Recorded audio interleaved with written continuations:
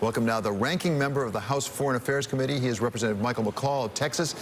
Congressman McCaul comes to us today from the Capitol. So, Congressman, thank you so much for being with us. No, thank you, David. Consistent with national security, what can you tell us about what you learned yesterday about the situation in Iran? Do you know anything different today than you did yesterday? Yeah, some details, I think, in terms of what our response is. There clearly is a specific, incredible threat stream coming out of Iran. At the very top, the IRGC Quds Force general has issued, basically proclaimed that his proxies prepare for war. That's what we're responding to. But I think it's important to note that been a lot of comments that we're going to war with Iran. That's farthest thing from the truth. This is more of a defensive, sort of deterrent posture and policy that we're engaged in, a showing of force to Iran that they better not get aggressive and hit our allies, which they have done. I mean, David, they hit 4 tankers in the Persian Gulf. They came a mile away from our embassy with a rocket, and we have to take that seriously. Well, exactly. That was my question. It was going to be in part, to what extent is this protecting U.S. interests and U.S. assets as opposed to things like Saudi Arabia and, for that matter, Israel?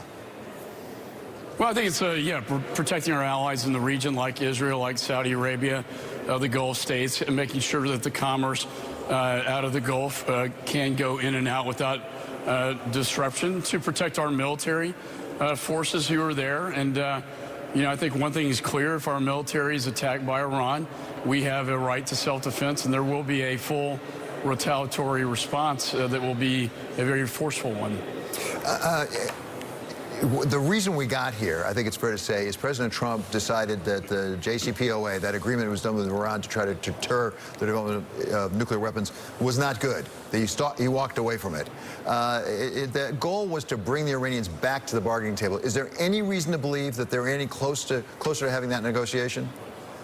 Well, the Secretary did put 12 diplomatic points on the table, and I think that's I'm glad you raised that point, David, because this really demonstrates the sanctions are having an impact on Iran. It is crippling Hezbollah. They're starved for cash. It is starting to cripple their terror operations. And as I see this, it's really an act of desperation on the part of Iran to even threaten our military and our allies, and also really threaten Europe, that if they don't abide by the agreement in 60 days, that they're going to ramp up their nuclear production facility. And we know they quadrupled their enrichment capability just the other day. So Congressman, my understanding of what the criticism was from President Trump of the original agreement was it didn't go far enough. Didn't deal with ballistic missiles, didn't deal with Hezbollah and other supporting of terrorism in the region. But given where we are right now, are we safer today because we walked away from that agreement? Because it doesn't feel that way. Well, I think Iran is in a far worse position today because we did pull out of the agreement. I'm not opposed to an international agreement with Iran. I think it's just this was not a very good deal.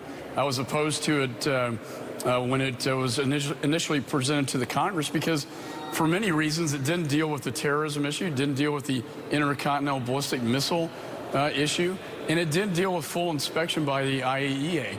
For instance, they cannot inspect military sites. That's precisely where they're going to be carrying out these nuclear facilities.